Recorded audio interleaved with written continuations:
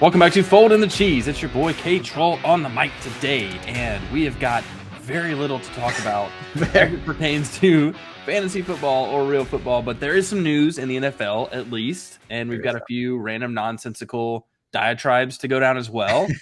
So I am joined in this very special Groundhog Day episode of Fold in the Cheese by the Gary Bertier to my Julius Campbell.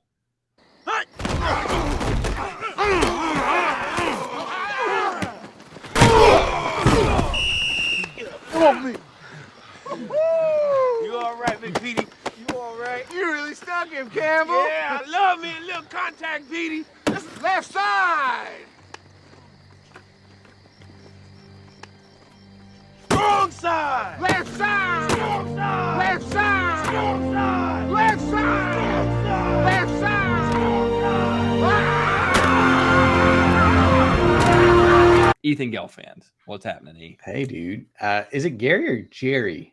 It is Gary. It is Gary. Okay. Yeah. I thought it was Jerry for a second. I guess it has been a while since I have seen said movie, but it is a great one. Probably one of the top 5 football movies that at least I've seen. Where do you kind of rank it? It's hard for me not to rank it 1, honestly. Oh, wow. I know it's it's not as like the football scenes of it are not as intense as like Any Given Sunday. Let's just rewind real quick. Any Given Sunday is probably the most ludicrous of all the football scenes. Would you say? Guys' eyes popping out. I mean, they literally like every play they have some gruesome injury or just some ludicrous play.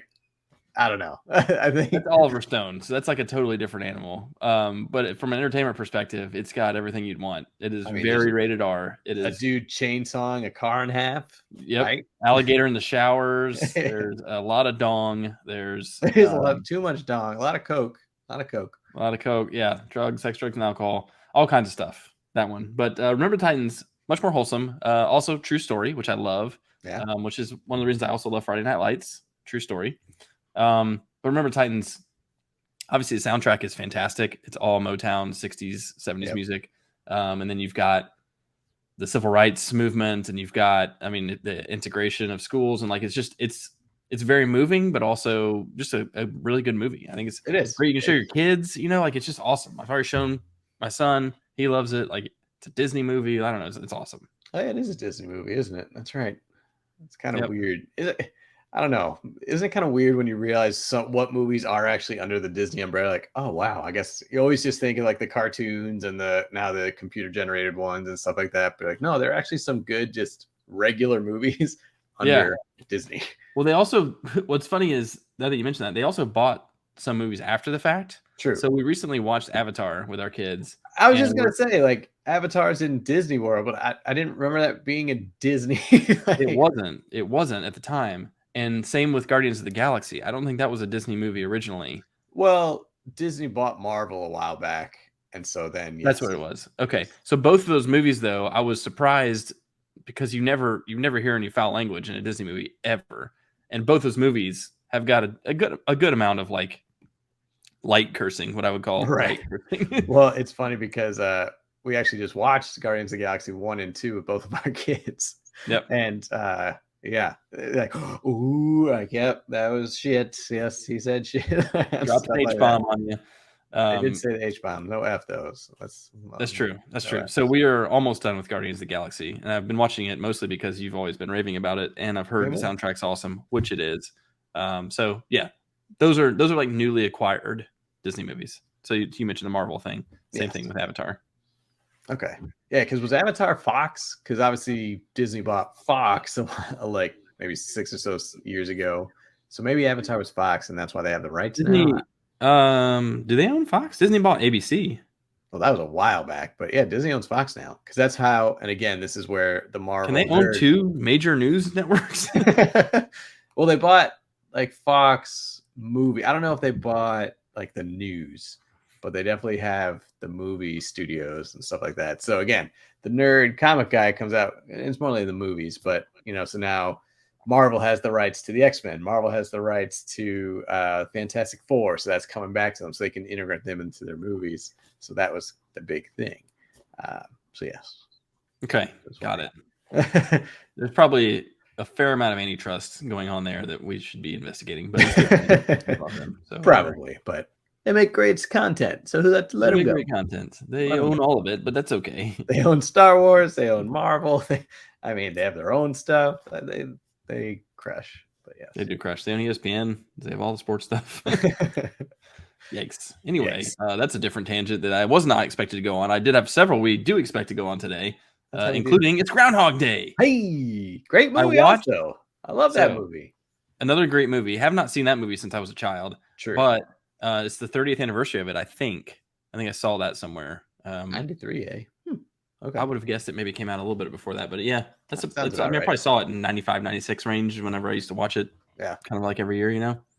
But I watched for the first time, I think, since I was a child, for sure, the Groundhog Ceremony today. Oh, wow. I watched it on the Visit PA website, the Pennsylvania website, Yeah. and I showed it to my kids, and it is freaking ludicrous. It is wild. They go all out, man. What's actually crazy is I have met a incarnation of Punxsutawney Phil.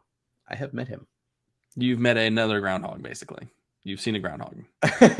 Well, And- actually, so it was when I was living in Pennsylvania, and we were doing partaking in some fundraisers, like some 5K for, the great cause, and like special guest, Punxsutawney Phil.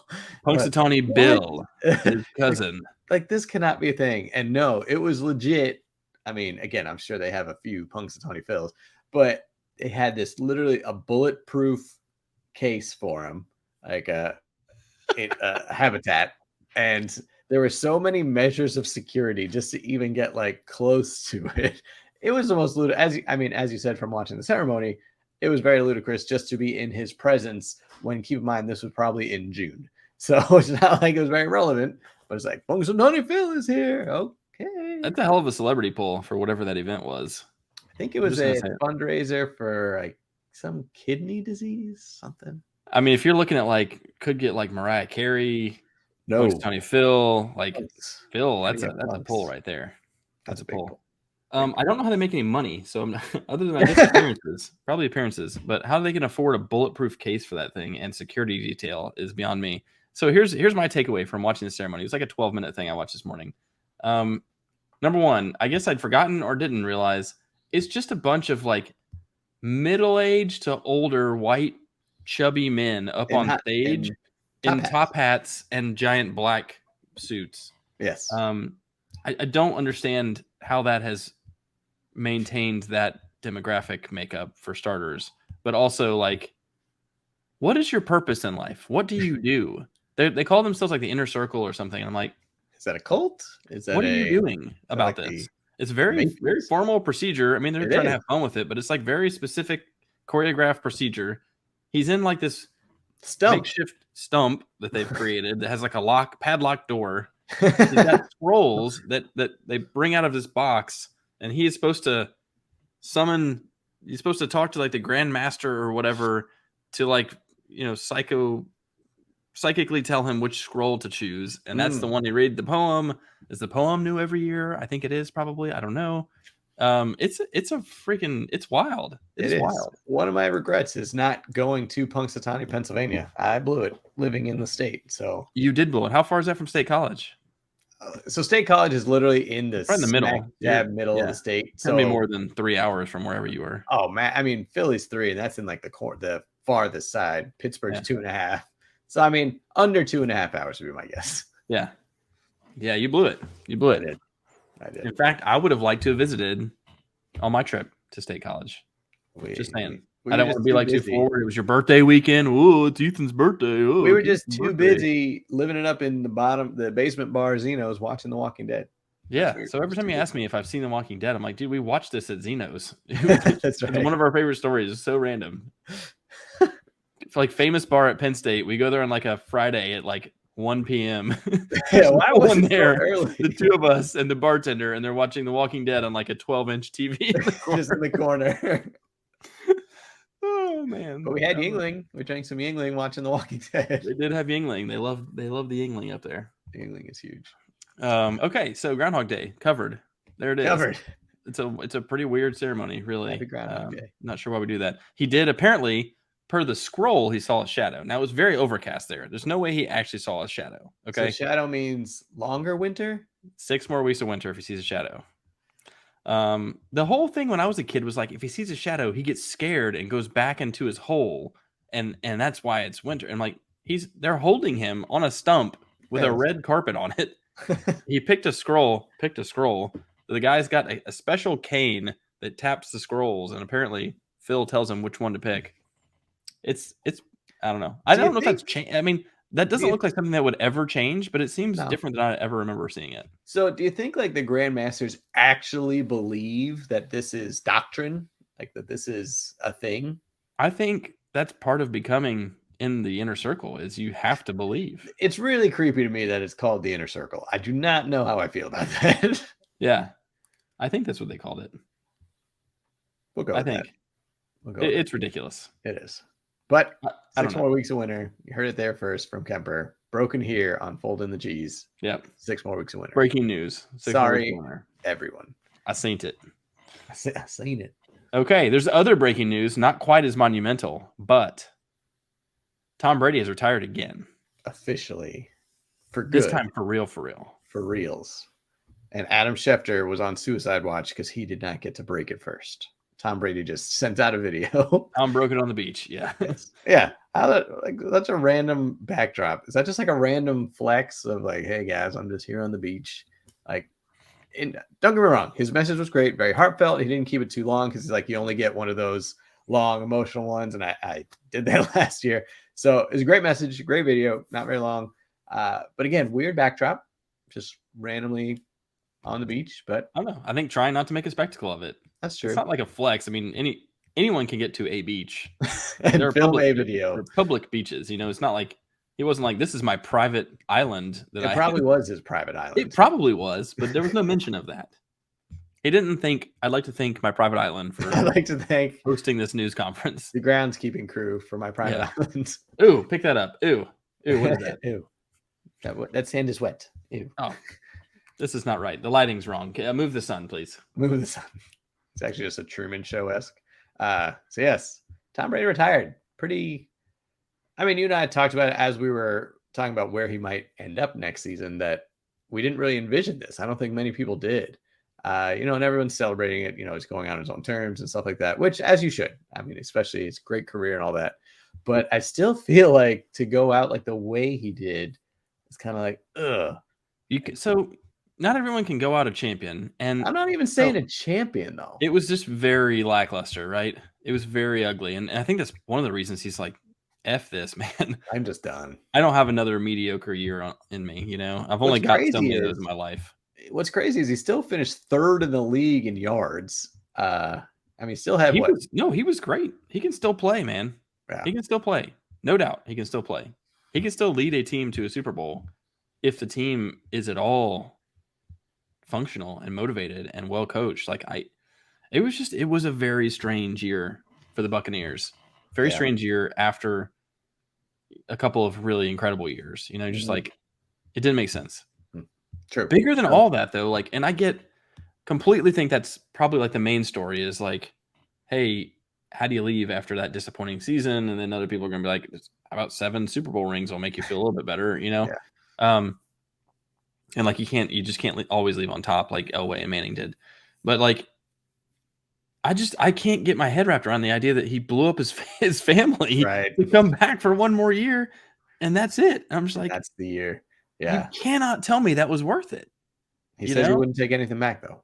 Of course he says that. Yeah, and listen, the truth is, the public debate about he and Giselle and she says if you go back we're done kind of thing, like there's a lot more under the surface. I'm sure that is probably wasn't as simple as even if I don't go back this may not work, whatever. So it probably isn't quite that simple, but just from an optics standpoint it sure seemed like it's mere football, and he chose football for one more year and it was a terrible year, and he's done. Like, at least get 5 more years out of it, man. Right, at least show that it was worth something, not a very mediocre crappy year where you finished 8-9, technically 8-10. So yeah. But anyway, crazy to think that for the first time in 23 years there will not be a Tom Brady in a game. He spent half his life in the NFL, which is absurd. Granted, I guess more time as an NFL quarterback than not. I mean, that's not. crazy. Yeah, That is it's crazy. absurd. And I mean, the records. I guess the only question, I mean, you look at a Patrick Mahomes, you look at a Justin Herbert, and they can put up the gaudy numbers, but I guess it's the longevity, man. Like, holy crap. Like, to play until you're 45. I mean, because honestly, as a selfish Patriots fans who got to enjoy Tom Brady for 95% of his career, like, I don't want to see his stuff broken. And the guy who makes me nervous is Patrick Mahomes, especially if he gets this one. He'll have 2 by the age of 26. Yeah. He's on his way, and he's obviously that's how you do it. Yeah, crazy numbers. But the question is, like, longevity wise, are they able to stay in as long as he did? So, yeah. So a couple of things to think about there. One, there are already rumors about Andy Reid maybe not coming back after this season. And why would he? If he wins, he's got nothing left to do. You have nothing left to prove except, to your point, you've got a 26-year-old quarterback with 2 Super Bowls at that point, and you've got a chance to be the only guy, maybe ever, that has any legitimate shot of taking on 7 Super Bowl Brady or the 6 Super Bowl Patriots even. Like, I don't know. That's going to stick in your mind. But he's not as Andy young. Reid? How old is Andy Reid? Andy Reid's not some spring chicken by any stretch. I'm just saying, in general, like, if you want motivation to come back, that's it. The motivation is, I've got a window here that's special, and assuming they win, I've got a window that's special, and I need to see this through, you know? Yeah. That's the reason. They are definitely the dynasty in the AFC right now. Obviously, 5 straight AFC championships. Granted, only 1 Super Bowl so far to show for it, but still, 5 AFC championship games is pretty absurd. I mean, I guess he did do that in Philly. He had 3 straight NFC championship games, 1 Super Bowl appearance, did not win that. But I guess kind of quickly jumping to Andy Reid, do you think, I mean, I guess you really don't need extra motivation for the Super Bowl. It's literally the biggest game of all. But do you think there's another small chip on his shoulder, the fact that it is his former team? I'm sure. I mean, whatever. I don't know that a chip on his shoulder for a coach really matters, though, either. True. Like, you're not out there. I'm going to coach it up even more. I'm going to coach so hard. I will yell 10% more this time. Yeah, it would be extra sweet for him, I think. It'd be extra sweet to win against your former team and whatever. He had such an amazing career there. I don't think there's like a lot of ill will, you know. Right. But yeah, it would be really neat. It'd be a neat story. I guess it does just kind of show how crazy Philadelphia culture is, in the sense that you have Andy Reid, one of the top 10 coaches of all time, especially probably one of the best in Philadelphia history, brings them to 3 straight NFC championship games, brings them to a Super Bowl, gets canned.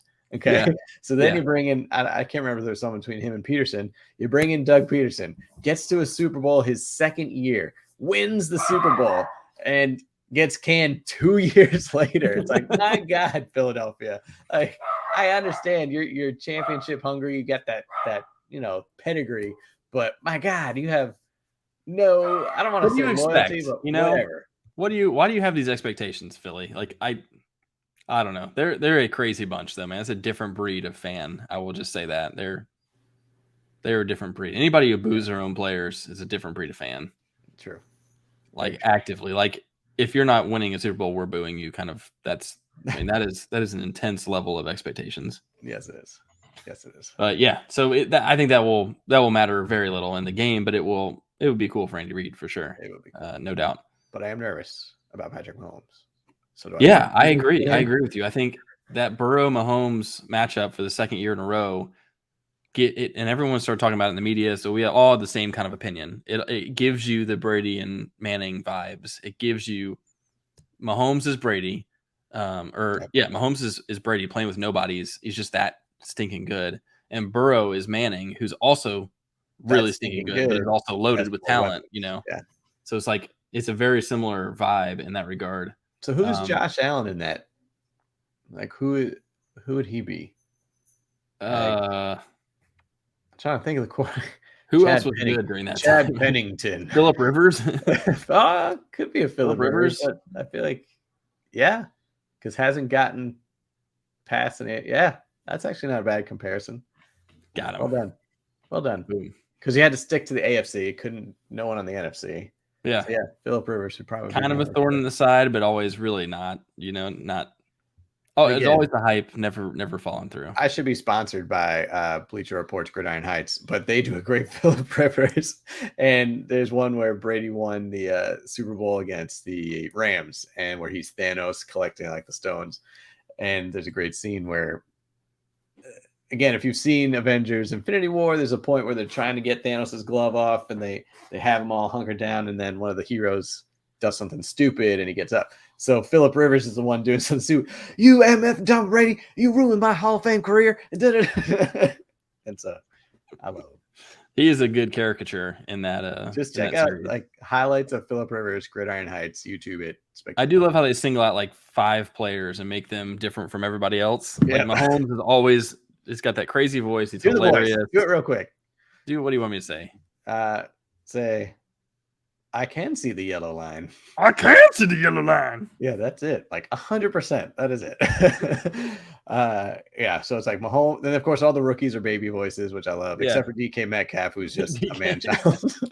Hey, what'd you guys put for your resume for your references? You guys have any references? That's God, a great. It is a good series. It's a good series. Good.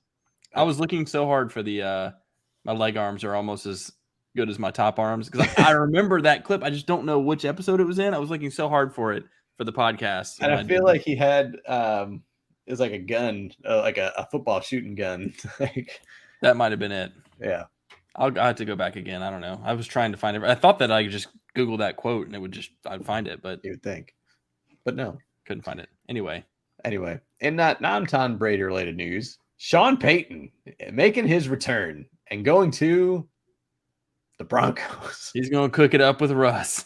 Yikes. I mean, dude, I don't know what to think of this. Part of me is like, oh, shit, look out for Russell Wilson now. But the other part of me is like, I don't know why it would matter that much. I know, like, he was pretty garbage. He was pretty bad. And then this is the best part. They gave up so many picks for Russell Wilson. Now they go ahead and give up more picks for Sean Payton because he's still under contract with the Saints through 2024. And so they have to give him picks. It's like, my God. What are they going to do, man? They're going to have – the problem is they're going to have to dump Jerry Jeudy or Cortland Sutton probably to get any picks back and be under the cap and all that, right? So they're going to have to get rid of one of those playmakers, and that's part of like probably why Sean Payton's there is like you guys have got some good playmakers here. We just got to put it all together. I don't know. I'm cautiously optimistic, but because he's a hell of a coach. He really is. He is a hell of a coach. Offensive genius. But I was listening to other pundits talk about this. Like, why would you do it now? Like, I know he's probably got the itch. He wants to get back into coaching, but maybe just be a little patient and maybe something like if the Chargers suck or like the Chargers again, are the team I wanted to see him go to. Chargers, man, like that is where you want to go. Or hell, even if the Cowboys disappoint, maybe Mike McCarthy's gone. You go there. Like true.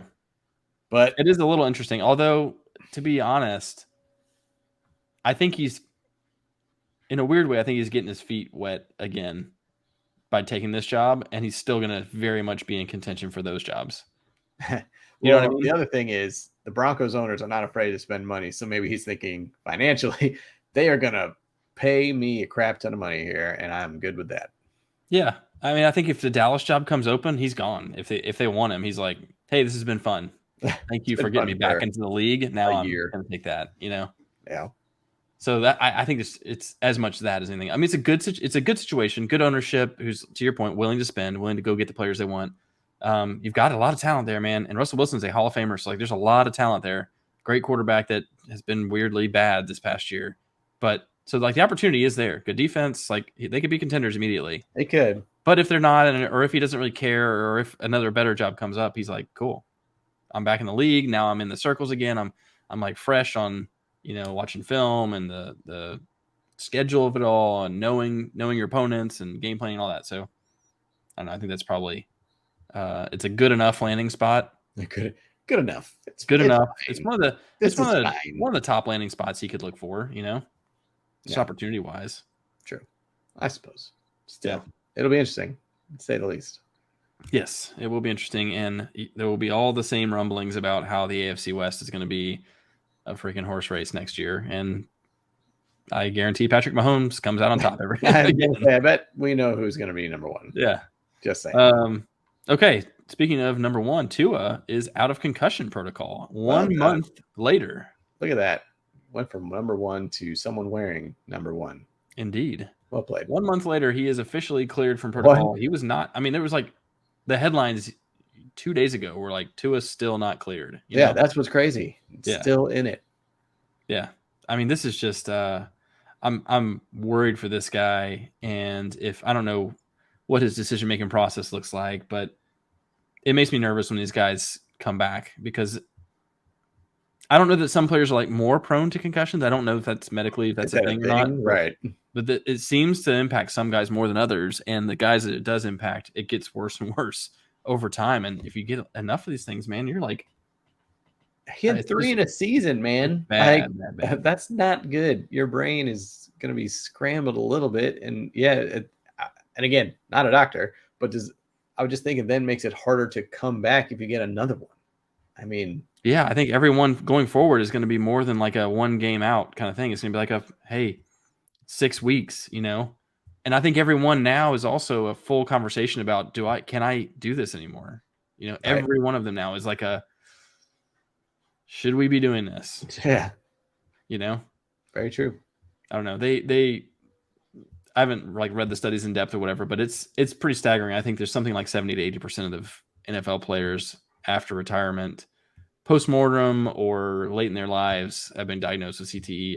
It's really bad. It's scary. It's terrible. It's tragic to some degree. Yeah. So I just feel like this is just inevitable for him, right? Yeah. And then what that does to people too is like, we've seen a couple of high-profile cases like Junior Seau, but Aaron Hernandez also. But you've just got a lot of other people that are flying under the radar that I'm sure have got similar stories, you know? Well, and we talked about that earlier this season, how many concussions are going undiagnosed in the league right now, just because they don't want to report it. They don't want to be taken out. This is how they make their money. This is how. So that's even scarier too, that like, yes, obviously the high profile ones like this 201 and others we've seen this year, but then the ones that are not, and that's the scary ones. Yep. But yeah, rough sport, man. It's a rough sport. It is a rough sport. I have to imagine that linemen and defensive players have a lot more of these than you realize.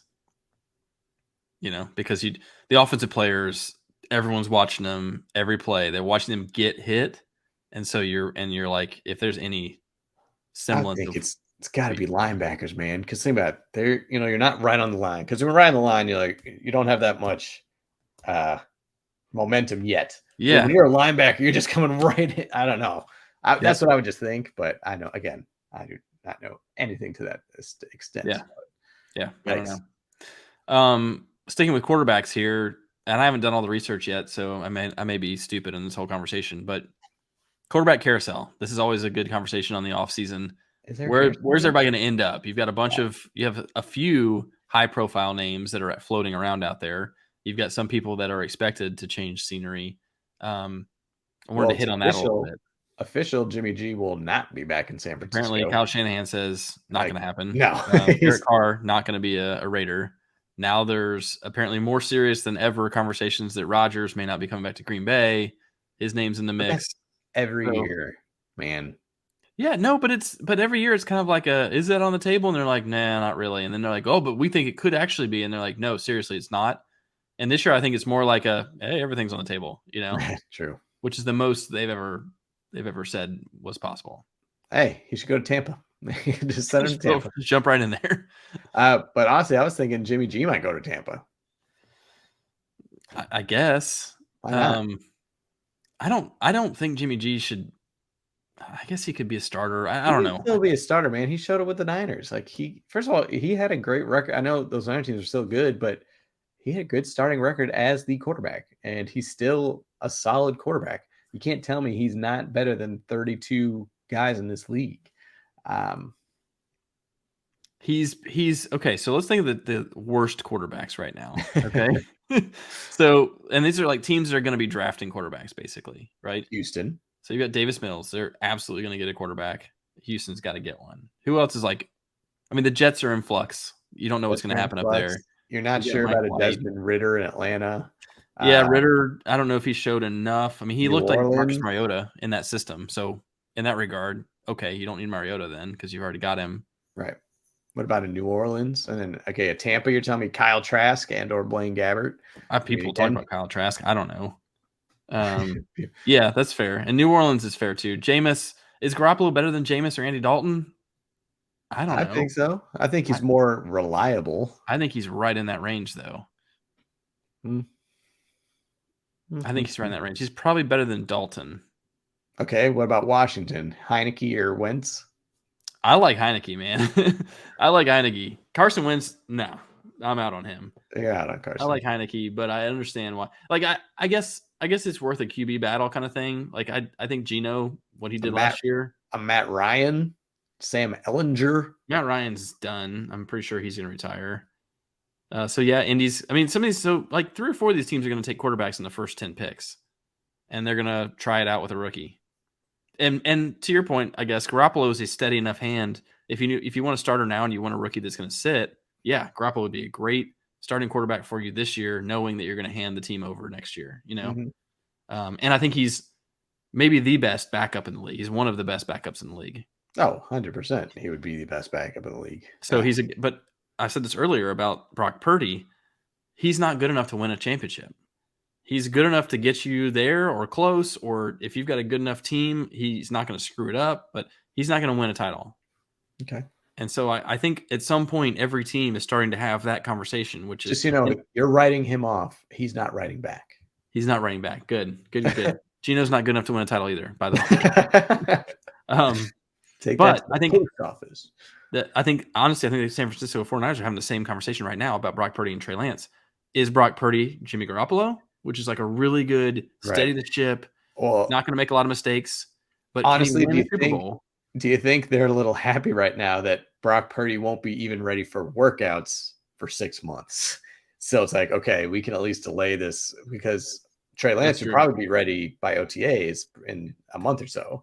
So they're like, okay, we can at least see what we got with Trey again. Yeah, that's true. Without all the media frenzy of like, why not Brock? Why not Brock? We have time. We have 6 months. It's a weird blessing in disguise. That's true. Right. But I do think they're having that conversation though, which is like, okay, do we take a Brock Purdy who's run our system very efficiently, but isn't probably going to get us to the Super Bowl, or is there a chance? Maybe it's a 5% chance that Trey Lance is that X factor that can get us there. You know, that's what all these teams are trying to figure out. And I think that has a lot to do with the running quarterbacks. You know, like the playmakers versus the pocket guys. Like it's almost necessary to have a guy that's got at least escapability, mobility, or can run flat out run like Jalen can flat out run. It's almost necessary nowadays. True. And so that's why I think teams are more likely to take a shot on a rookie quarterback and just, it's like a Hail Mary, like, I hope, you know, Bryce Young turns out to be the next Jalen, which they look and act very similarly, but they're not the exact same style. But maybe he's like the next Jalen Hurts, and then we've got our guy, you know? I'd rather do that than Jimmy Garoppolo, who I know he's not our guy, you know? That's what I mean by is he a starter? He's a 2-time Super Bowl champion. Okay. Yeah. What about Derek Carr? Where are he going to be? That's an interesting one. So is he a starting quarterback in this league? Do you have more faith in a Jimmy Garoppolo or a Derek Carr? Honestly, about the same. Honestly. Yeah. I guess I'd give Carr a slight edge, but I don't know why. You know, he hasn't won anything either. I don't know. It's a weird dichotomy of like winners and everybody else, you know? It's hard to say that, but it's kind of how I feel about it. It's like you're either like Kirk Cousins is kind of in that everybody else vein too, and he's a really good quarterback, you know. I think Kirk Cousins just has his own category. It's like you're either like a Patrick Mahomes or like, you know, you're a tier 1 quarterback or you're Kirk Cousins. Like Kirk Cousins is kind of in the Matt Ryan, you know, like more likely to choke it away. But like I don't know, there's just some guys I just can't even envision winning Super Bowls. And I guess we've gone through this a lot, but I guess people like Joe Flacco and Trent Dilfer and Jim McMahon have won Super Bowls. So it's not totally fair, but those are the exception, I think. I think most Super Bowl winning teams have had a elite superstar quarterback. Right? Was Eli Manning elite superstar? Eli Manning and Ben Roethlisberger were both like, they're Hall of Famers, obviously, but I'd say better than Jimmy Garoppolo, you know, better than Derek Carr. Yeah. Okay. Yeah. Well, see, I would put Eli Manning maybe, I mean, like a step above a Derek Carr, but not too big of a step. I feel like that's a similar, Not too big of a step. yeah. But yeah. Okay. Interesting. It will be interesting to see where these guys land. I mean, as you said, they might be best backups in the league. We'll see. I mean, you got teams where it's weird, like Carolina. That's a weird quarterback situation. Like they went in all in, well, not all in. They went in on Sam Darnold last year, traded for him. Yeah. It's like, we still want him to be our guy, kind of. Traded him And away. he played all right in the second when he came back this year. So it's like, are we going to try this thing? Is this going to be our guy, or do we sign a Derek Carr or a Jimmy G? You know, like a team like that. Even, you know, the Jets are in flux now. Are they going to draft another quarterback? Are they going to get one of these guys? You know, that's a flux place. So you got these question mark wild card teams that maybe in for a quarterback, maybe not. So it will be interesting to see kind of where these guys land, or at least the rumblings. So yeah, I think the Jets are gonna be the top contender for Rodgers. Personally, I think they're gonna. I hope that happens. They're gonna try. Then it's man. literally following the Brett Favre footsteps. Yeah. The game plan. And honestly, that's probably his biggest reason to not want to do it. I imagine. I just hope he goes to the Vikings. That's all I hope. Yeah, I don't think they're going to let that happen. But I think that seems to me the most logical. But they could also go after Carr. I don't know. I guess that's the difference between me and a lot of these GMs. Though, like if I were a GM, I'm like, what's the point in playing if you're not like even getting closer to like a legitimate championship? You know? Yeah. What's the point? Like the whole point is to win the whole thing. I don't want to win the game. I don't want to be like Sam Darnold. To me, I'd be like, I got no room for Sam Darnold. I don't need that. You know, like Matt Corral on their bench, who was injured all year. Like that's what I think they're hoping is like if we struck gold with him, that would be awesome. I'd much rather have Matt Corral on my team than Sam Darnold because I don't care if I win 6 games. I'd rather win 0. Like I don't know. That doesn't matter. I don't play to win the game. I play to win championships. That's what you want to win, you know, and getting to the playoffs. Maybe that like does something for your locker room and like, you know, gives people confidence. And all of a sudden you've been there once and like you build on that. I get that. But if you don't have a good quarterback, like it's damn hard to win. Yeah, you know, it is. There's no question. Your defense has got to be. I mean, think about the teams I just mentioned who had crap quarterbacks that won titles. The Ravens, their defenses. All-time greats. All-time. The Bears, 85 Bears, the greatest defense of all. Man, you were really crapping on Jim McMahon. I need to go back and see like if he was really not that good. I guess I really don't know that much about. I thought he was better than what you're crapping on him for. No, he was not very good. I mean, they had Walter Payton. He was great, right? Willie Gault was good. Like Jim McMahon was not. He kept them together. You know, he was eclectic. He was fun. Vanacek on the line. He's a Bears guy. Vanacek is a Bears guy. He'd probably tell you all about it. Actually, he might shit all over me for shitting on Jim McMahon. That's what I'm saying. I need a deeper dive into Jim McMahon. I don't know. He just wasn't special. He was very eclectic. He was unique. He had a music video. He did have a music video. They did do Super Bowl Shuffle, but he was like a personality and it was fun. Yeah. But I don't think he was like a great quarterback. He was like the wild thing of the NFL. Yeah, kind of. That's what he looked like. Certainly, voted most likely to shave something into the side of his head. Jim McMahon. Fair. He was Vanilla Ice on the field. Okay, wait. Yeah. Okay, fine. All right, now I want to get off the carousel real quick because I want to talk about something I sent you this morning. Where Arian Foster, former Houston Texan great, former Tennessee Volunteer, was on a podcast, I think Barstool Sports, and they flat out asked him if the NFL was scripted because that's a big thing, you know, with the refs, if they're, you know, staging these games and the storylines. And he flat out came out and said, yes, I was handed a script in the preseason when we're at practice. It's just practicing these scenarios and so it's like, yep, you're going to get hurt in week 3. You'll pull a hamstring, but then you're going to come back in week 7. You're going to have a 3-touchdown game. Like, what are your thoughts on the scripting concept? So I feel like he's just playing with people, honestly. I would hope so. Because even if he were genuinely trying to tell people that it was scripted, there's just no chance it would be that scripted. You know what I mean? Can you imagine? And again, I cannot take credit for these because once I was reading the article, I saw like Twitter's reaction to Arian Foster saying, it was like Tom Brady opening his script. Yeah. Oh my gosh. I got the chat. Like coming out of college. Aaron Hernandez opening his, being like, Who is that? He said Brady. Aaron Hernandez. No. Oh, Aaron, yeah. Or it's like Matt Ryan opening his script. Yeah, it is funny to think about. Now, I'm not saying it's not scripted because I don't know where I land on that personally. I have to hope to God that it's not. And the older I get, though, the more I start to wonder those things, and the more I start to buy into the conspiracy of the storylines and all the weird stuff that happens, the officiating that happens. You're just kind of like, that sure seems weird. Timing wise is weird. I do think they're. I don't know. I think Goodell is a freaking thug. I do think that. In what sense? Like, you think this would be something he could potentially pull off? Like, I think he's a legit mobster. Like, I think he's okay. No, like I think he is controlling the league. Just a complete conjecture and opinion. This is no foundation in any fact. This is the views of Folding the Cheese only. Do not. Yeah. And also, if you're listening to this podcast, big fan, Roger Goodell. Don't off me. But I don't know. I just think I don't trust anything he does with the league. I think everything has some spin, he's been really good for the league from a revenue standpoint, the best of all time, but I think probably really bad for the league in a lot of other ways. I don't know. I would not be surprised at all if he had some manipulation in something in the league. You know what I mean? Tagliabue still alive, or did he die? I think he died not too long ago. Maybe. I don't know. I think it was recent. Yeah. I'll look it up. Look it up. What do you think? So no, I don't believe any of that garbage that Aaron Foster's talking about. He is still alive. Tagliabue's still alive. Good for Paul. What do I think? Yeah.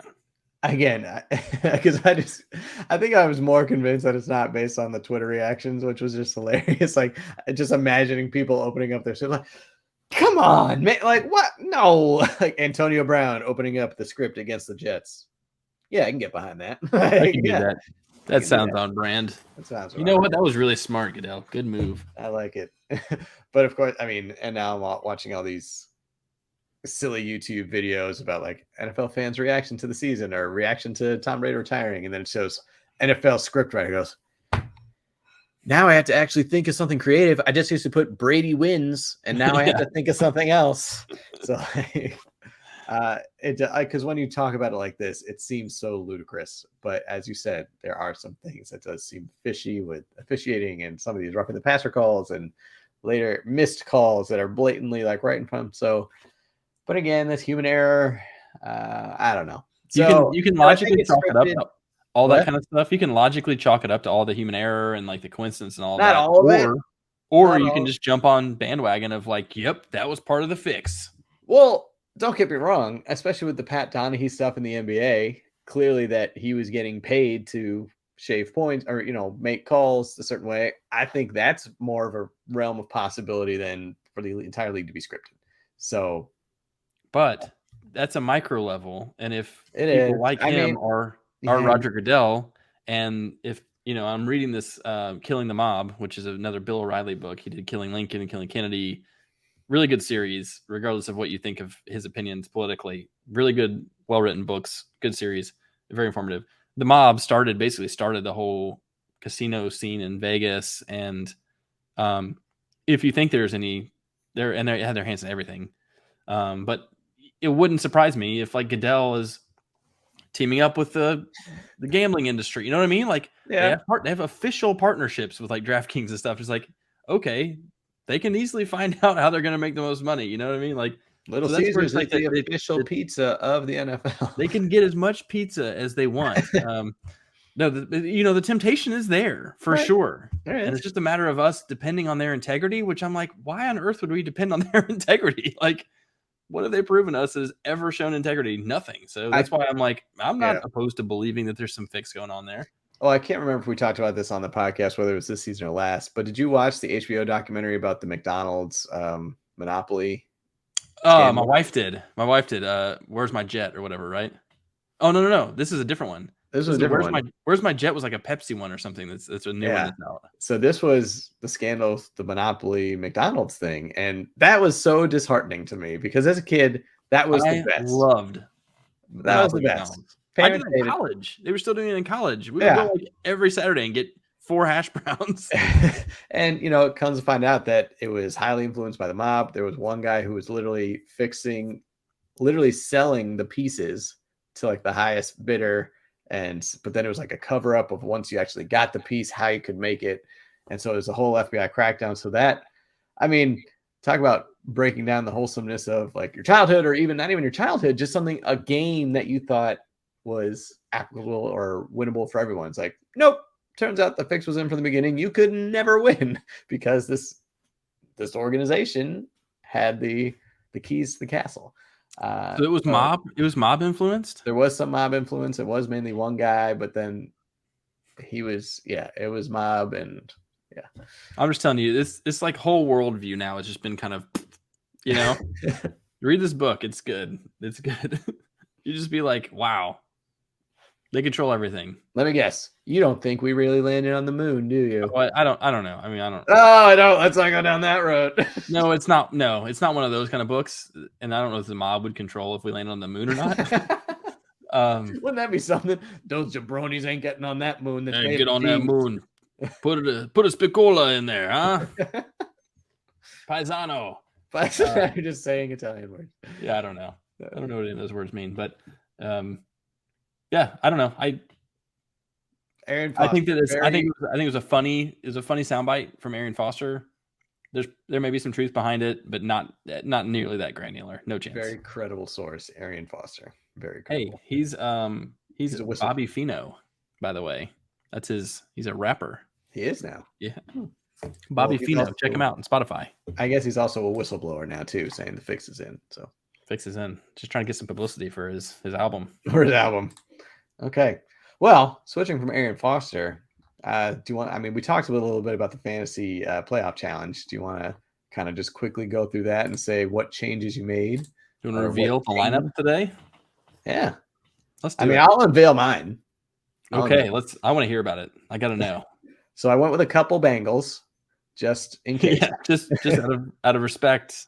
Yep.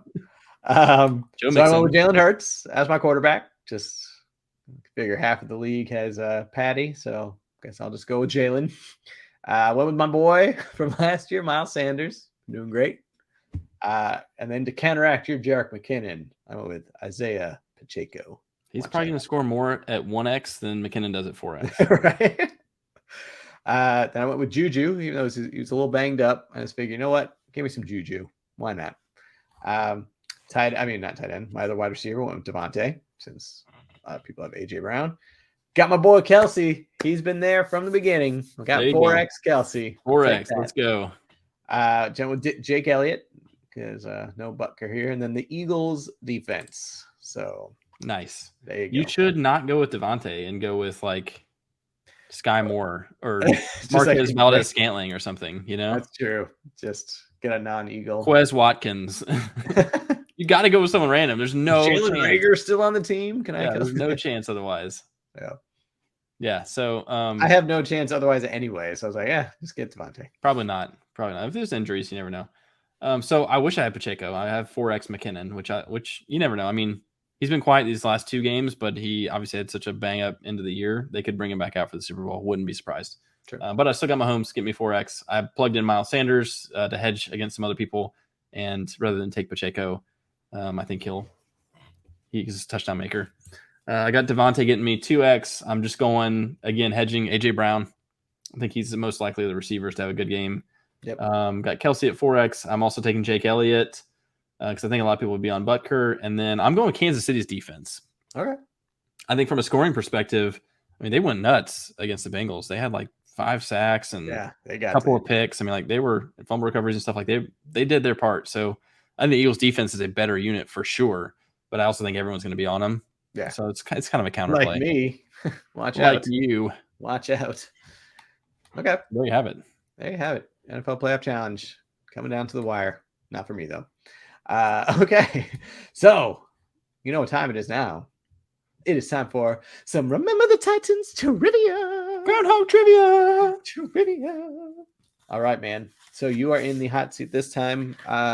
This was actually kind of some hard trivia to do because, first of all, there's so many characters, and I know you probably haven't seen it that recently. So character names are going to be tough. Plot lines, Anyway, we'll see how you do. It's not. I tried to make them pretty relatively easy. So let's just see where this takes us. If you see the picture, if you're watching on YouTube and you see the picture cut to like us in different clothes or something, then you know that this was extremely difficult, and I had to cut the whole thing and we had start to over. revise all the questions. Yeah, this was like Kemper shaved his beard in between trivia somehow. Is that a year later? Yeah. What the hell? They just revised this episode. All right, you ready? Ready. Okay. What is the name of the high school? T.C. Williams. T.C. Williams is correct. So I was looking. I had some trivia just from my brain, and then I had to look up a couple extras just to fill in the 5. And so one of the questions I found was, "What is the name of the mascot?" Yeah. I'm like, "Are you serious?" Literally called "Remember the Titans." Trojans. The Trojans. One was like the Wild Alexandria, Virginia, wasn't it? Well, damn it, because that was my next question. Where is the high school located? Alexandria, Virginia? I was just going to take the state, Virginia. You got it. So 2 for 2, you son of a bee. Okay. Who has a brick thrown through their window? Coach Boone. Coach Boone. And what does he say about said brick? This is not an official question. Yeah. Well, I remember what they called him, which I will not repeat. Of course. Through the window. If anyone wants to come talk to me, they can come find me. You know where to find me. You know where to find me, yeah. Very close. Well done. Yes. Okay. 3 for 3. As you said, the music was a big part of the soundtrack and, just this telling of the story and the time period. So there were basically 2 big singing scenes. What song did the team bond over in the locker room? Locker room was Ain't No Mountain High Enough. Ain't No Mountain High Enough. Yeah, Marvin Gaye. Let's go. Can you name the song that was sung in the cafeteria and craft? That's Louis Elastic. Yes. Who was singing Temptations. Yep. Ain't Too Proud to Beg. Yeah. I know you want to leave me. Yep. They bonded over the Temptations. Yep. It's correct. All right, man. 4 for 4. I love it. No cut scenes here. We're all no cut scenes. We're good. Even if we bomb. Even if we bomb. All right. Last one. And I know you're not really big on who played who. So I kind of left it a little open. Name an iconic TV show that Coach Yost's daughter starred in. Okay, so that was Hayden Panettiere. Oh, good. I didn't even know if you know her name. Well done. I know her, and I remember her being a star, and she was in it was like a superhero show. Yep. Was it Heroes? Was it called Yes, Heroes? You got it. Yes. You said superheroes. I was like, I'm not gonna give it to him. I won't give him that. Yeah, Heroes. I don't think I watched that. Save the Cheerleader. You didn't watch that? You watched that. I don't think we watched the first season was really good. It was up there with like a season of Lost. It was big. I remember it was really big at the time. It fell down so fast though. Really? Season 1 was great. Season 1 was really good. And then I don't even think I finished season 2. It went up for like a third season. Anyway.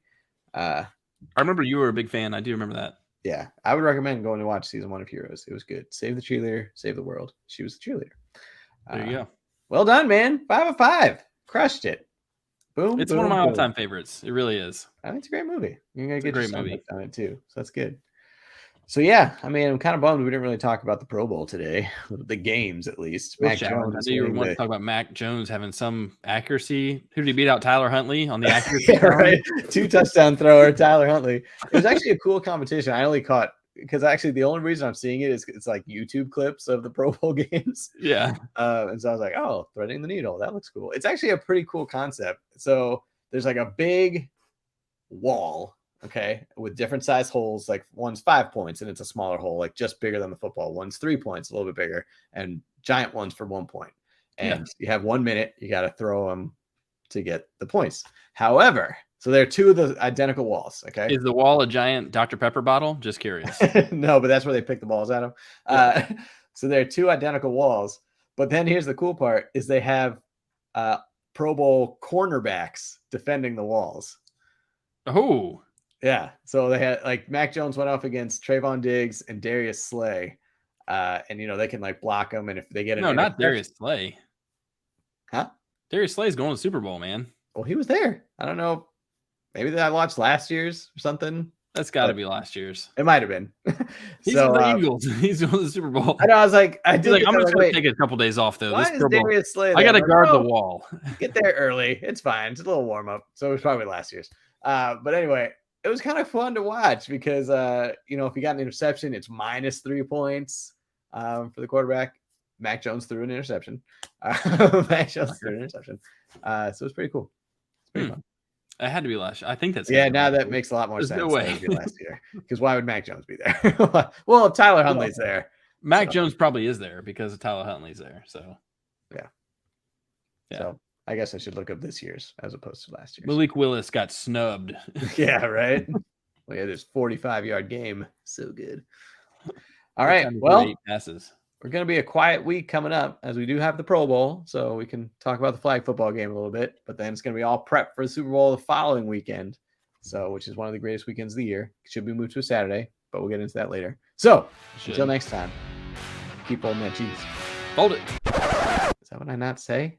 Keep folding that cheese. I didn't know it. We're keep recording this. So it's keep on folding.